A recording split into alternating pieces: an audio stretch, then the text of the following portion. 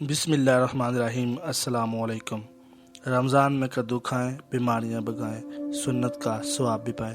مشکوت شریف کے مطابق حضرت انس بن مالک فرماتے ہیں کہ وہ اور نبی کریم صلی اللہ علیہ وآلہ وسلم سالن تناور فرما رہے تھے، تو انس بن مالک نے دیکھا کہ نبی کریم صلی اللہ علیہ وآلہ وسلم سالن میں کدو یعنی لوکی ڈھونڈ کر تناور فرما رہے تھے۔ کدو مفید غذا اور مؤثر دعا، کدو جیسے لوکی اور گھیا بھی کہتے ہیں، ایک مقبول عام ترکاری ہے۔ اس کا رنگ باہر سے سبز جبکہ اندر سے سفید ہوتا ہے۔ یہ سائز میں لمبی اور گول ہوتی ہے۔ غذائیت کے اعتبار سے اس کا شمار وٹامنز اور بشاشت و توانائی بخشنے والی بہترین سبزیوں میں ہوتا ہے۔ گوشت اور قدرے گرم مسالہ کی آمیزش سے نہ صرف اس کی تاثیر میں خاطر خواہ اضافہ ہوتا ہے بلکہ اس کے ذائقے میں بھی خوشنما تبدیلی آتی ہے۔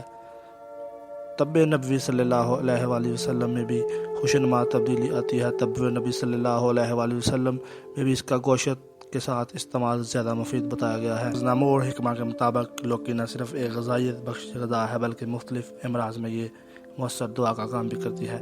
اگر حاملہ عورت دوران حمل خصوصیت سے ابتدائی اور آخری مہینوں میں روزانہ چٹانگ کدو ایک چٹانگ مصری کے ساتھ استعمال کرائی جائے تو اس کے ساتھ دیگر مصفى خون چیزیں مثلا ناریل کا دودھ، چاول، سیب وغیرہ کھلاتے جائیں تو بچے کا رنگ شرطیہ طور پر سرخ اور سفید ہو جاتا ہے۔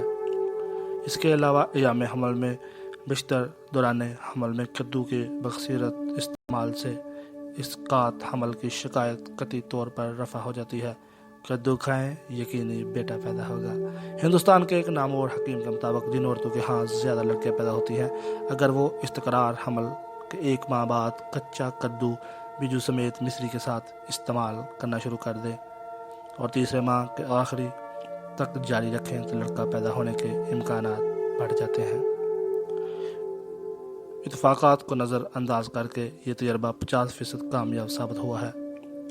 اگر جگر کام نہیں کر رہا تو کدو کھائیں۔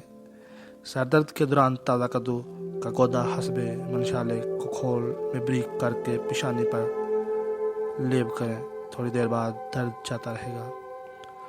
دالوں میں جس طرح مونگ کی دال بیدار غذا تصور کی جاتی ہے، اسی طرح کدو کو سبزیوں میں بیدار خیال کیا جاتا ہے۔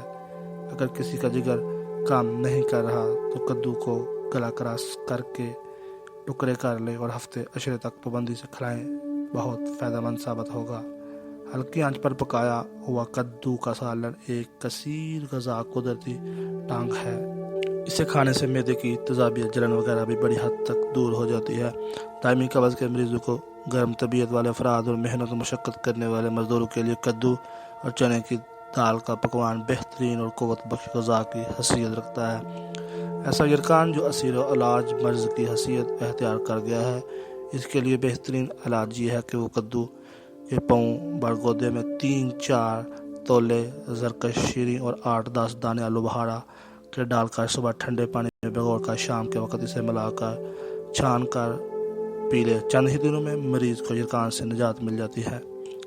کدو انسانی جسم کے لیے بہترین ٹانگ۔ کدو کے ساتھ مغز بادام کا استعمال طاقت بخشتا ہے۔ اگر پیشاب کم آتا ہے، جل کر آتا ہے تو اسے بہبلا کر اس کا پانی نچوڑ کر پینے سے پیشاب کھل کر آنے لگتا ہے، جلن سے بھی نجات ملتی ہے۔ اگرچہ یہ کہ قدرت نے اس سبزی میں اتنی خوبیاں ایک ساتھ جمع کی ہیں کہ انہیں مکمل ایک ویڈیو میں نہیں لایا جا سکتا، لہٰذا ایسے افراد جو لوکی کو کھانا پسند نہیں کرتے، انہیں یہ بات سوچنی چاہیے کہ انہوں نے نادانی میں ایک ایسی چیز سے خود کو دور کر رکھا ہے جو انسانی صحت کے لیے ایک بہترین ٹانگ کا کام کرتی ہے۔